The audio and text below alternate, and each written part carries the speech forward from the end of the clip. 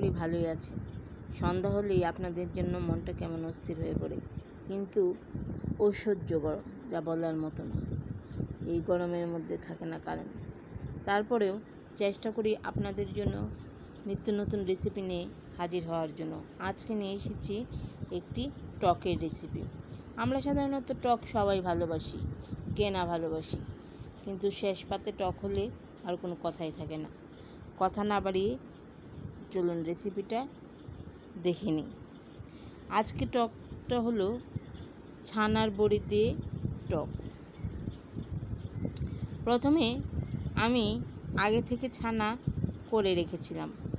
ছানা নিয়েছি, তার সাথে নিয়েছি অল্প আটা, অল্প শুকনো মরিচের গুঁড়া, সামান্য লবণ এবং বেকিং পাউডার। তারপর ভালোভাবে একসাথে মিশিয়ে নিয়েছি।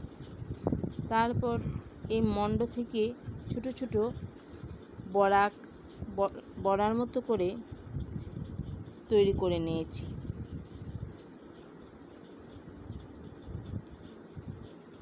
কড়াই আঁচে বসিয়ে দিয়েছি। কড়াইয়ের মধ্যে অল্প সয়াবিন তেল দিয়ে দিয়েছি। তেলটা গরম হয়ে আসলে ছানার বড়াগুলো একসাথে দিয়ে দিয়েছি। তারপর একটু লালচে রঙের হয়ে আসলে আমি বড়াগুলো নামিয়ে নিয়েছি। বড়াগুলো নামিয়ে পাঁচফোড়ন, সরিষা, এলাচ থেতো করে দিয়েছি এবং দারচিনি সবগুলো একত্রে দিয়ে দিয়েছি। তারপর টমেটো দিয়ে দিয়েছি। টমেটো দিয়ে একটু নাড়াচাড়া করে নিয়েছি। 1 চা চামচ হলুদের গুঁড়া দিয়েছি এবং ধনিয়ার গুঁড়া দিয়েছি এবং লবণ দিয়েছি এবং আদা এবং জিরা বাটা দিয়েছি। তারপর একটু আঁচে নাড়াচাড়া করে নিয়েছি। তারপর তেলটা যখন উপরে উঠে এসেছে তখন আমি চিনি দিয়ে দিই। চিনিটা অবশ্য যার যে স্বাদ মতো। আমি চিনি সামান্যই দিয়েছি। চিনি দিয়ে আবার আঁচে নাড়াচাড়া করে আবার আঁচে রেখে দিই। তারপর সামান্য জল দিয়ে দিই। জল দিয়ে আবার আঁচে রেখে একটু নাড়াচাড়া করে নিই। জলটা যখন ভালোভাবে গরম হয়ে এসেছে তখন আমি বড়াগুলো দিয়ে দিই। ছানার বড়াগুলো দিয়ে দিই। বড়াগুলো দিয়ে একটু নাড়াচাড়া করে আবার আঁচে রেখে দিই।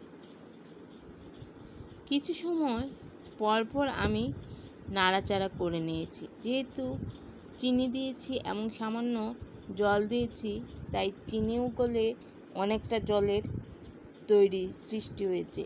তাই জলটা শুকিয়ে যাওয়া পর্যন্ত অপেক্ষা করছি। কিছু সময় পর পর আমি একটু নাড়াচাড়া করে নিয়েছি। যখন একটু ঘন হয়ে এসেছে এবং টমেটোর সঙ্গে একটু গায়ে মাখা ঝোলের মতো হয়ে আছে তখন আমি নামিয়ে নিয়েছি। তৈরি হয়ে গেল ছানার বড়া দিয়ে টমেটোর টক। ইচ্ছে করলে আপনারা বাসায় তৈরি করে নিতে পারেন। আমার তো ভালো লেগেছে, আশা করি আপনাদেরও ভালো লাগবে খেতে। যদি ভালো লেগে থাকে তাহলে অবশ্যই কমেন্ট করবেন এবং লাইক দিবেন। আমি অপেক্ষায় রইলাম এবং আপনারাও ভালো থাকবেন। এই গরমের তীব্র গরম দাবদাহে বেশি বেশি পানি পান করুন এবং ঠান্ডার মধ্যে থাকার চেষ্টা করুন। সাথে আমার জন্য দোয়া করেন যেন আমিও ভালো থাকতে পারি এবং প্রতিদিনই যেন আপনাদের সঙ্গে কথা বলার জন্য চলে আসতে পারি। আবারও বলছি, বেশি বেশি পানি পান করুন